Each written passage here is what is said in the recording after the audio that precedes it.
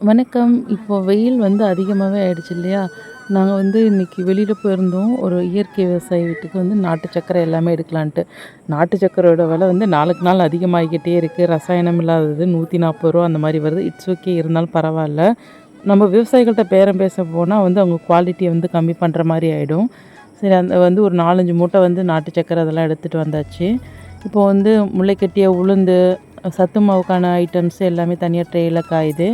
அப்புறம் வந்து நலுங்கு மாவுமே கேட்டுட்ருந்தாங்க. அதனால வந்து நலுங்கு மாவுக்கான திங்ஸுமே வந்து காய வச்சுருந்தோம். எல்லாமே வந்து சுத்தப்படுத்தி தனித்தனியா காய வச்சுருந்தாங்க.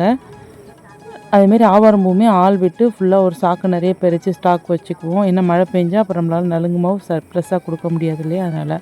இது நல்லா சருகா காய வச்சு எடுத்து கட்டி வச்சாச்சு. இப்போ இதில பார்த்தீங்கன்னா, செம்பருத்தி பூ, மகிழம்பூ எல்லாமே ஒரு 10 வெரைட்டியான பூவுமே இதில கலந்துருக்கும். அதையுமே தனியா காய வச்சு எடுத்து வச்சாச்சு.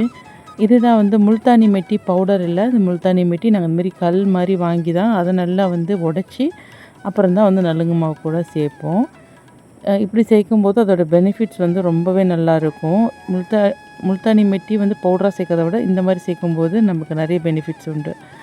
இப்போ அது எல்லாமே வறுக்க ஸ்டார்ட் பண்ணிட்டாங்க. அவங்க வறுத்து கொட்டிட்டு இருக்க கேப்லயே வந்து குழந்தைங்களுக்கான செர்லாக் வந்து ட்ரெடிஷ்னல் ரைஸில் நவரா, தூய மல்லி, சீரக சம்பா, அப்புறம் வந்து கல்லுண்டை, குடவாழை இது போல் வந்து நிறைய பாரம்பரிய அரிசிகள் பயன்படுத்தி எல்லாத்தையுமே கம்ப்ளீட்டாக நாங்கள் அலசிட்டு தான் காய வச்சு தான் வறுக்கவே செய்வோம்.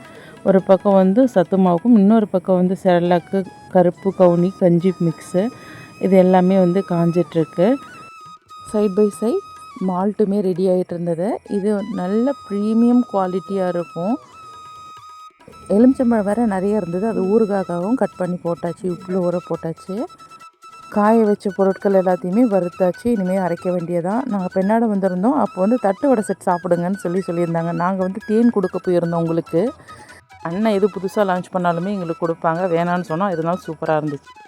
தேனியிலேருந்து இந்த பார்சல் வந்திருக்கு. அதாவது இயற்கை விவசாயிக்கிட்ட இருந்து சூப்பரான ரொம்ப மணமான, நம்ம நார்மலாக கடையில் வாங்குறது வந்து எசன்ஸ் எல்லாம் எடுத்துகிட்டு அது பார்த்திங்கன்னா கலரே டிம்மாக இருக்கும். இது ரொம்ப மணமாக இருக்கும். சத்து மாவுக்கு எல்லாத்துக்குமே நாங்கள் வந்து இயற்கை விவசாயிகளை தேடி தேடி போய் தான் ஒவ்வொரு பொருளுமே வாங்குவோம். எங்களோட முழு நோக்கமே ஃபுல்லாகவே இயற்கையில் விளைஞ்சதாக தான் கொடுக்கணுங்கிறதுல நாங்கள் ரொம்பவே வந்து கான்ஃபிடெண்ட்டாக இருக்கோம்.